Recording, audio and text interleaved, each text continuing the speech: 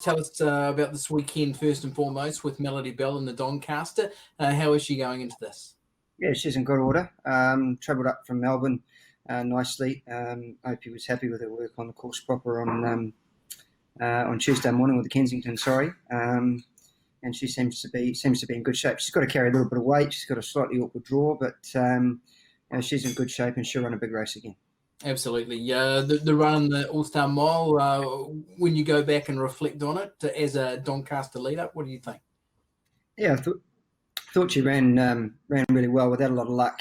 First up on speed bias, punched on for a good third, and then the All-Star Mile run was great, but without a lot of room. I'm not saying that she would have beaten the winner, but she might have finished a little bit closer if Alligator Blood had taken us into the race a bit further. So I sort of said to a couple of people, Aidan, that now that she's a little bit older, she might be better drawn out a little bit so that she can get a bit of momentum up into the race rather than sort of being drawn in and sitting and sprinting. So I think from the barrier draw, it gives Opie a couple of options, and hopefully they'll go along a bit in front, and we can get over the top of them. Yeah, looking at that, it's a decent sized field with a few go forward horses. Does it mean that she's going to settle in the back half of the field though from that barrier? Not necessarily way back. Just leave it up to Opie a little bit when the gates open. See how she jumps. Usually she jumps well, so hopefully we can be midfield with a bit of cover. Even if we're three deep with a bit of cover, I don't think it's the end of the world. It's gonna give Opie some options. Okay, yeah.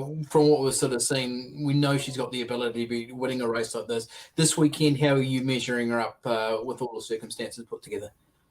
Well, I think she's top weight, and when you think of horses like More Joyous and Sunline that have had to carry those sorts of weight, it's certainly a difficult task. Whether she's got the profile of those great mares, I'm not sure, but she's as honest as the day is long, and she'll certainly run very well, won't let us down, but she does have to concede a lot of weight to horses like Brandenburg of Sages. I think Colding back on his Sydney leg is going to be right amongst it as well. So it's a nice field, and these Group 1s over there are very tricky to tie down.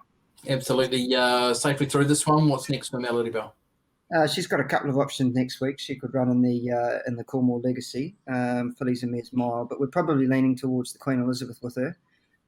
She backed up from the Empire Rose into the McKinnon in the spring, and it seemed to work well. So I think that's the likely route that we'll take, but we'll just get through Saturday first and work it all out.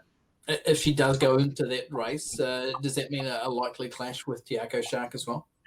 Yeah, it does. Tiako Shark's heading towards the Queen Elizabeth. There was a chance he was going to run in the Doncaster as well, but we just ran out of time a little bit with him. Just a couple of little things that meant we had to focus our attention on the Queen Elizabeth. But at this stage, Opie will ride Tiako Shark and the Queen Elizabeth, and we look like we could get Kieran on Melody Belle if she does go to the Queen Elizabeth. Geez, Opie won't like that having to race against Melody Belle. No, it's not a bad position to be in with a couple of really good mares, a couple of really good horses, sorry. But, we'll be doing our best.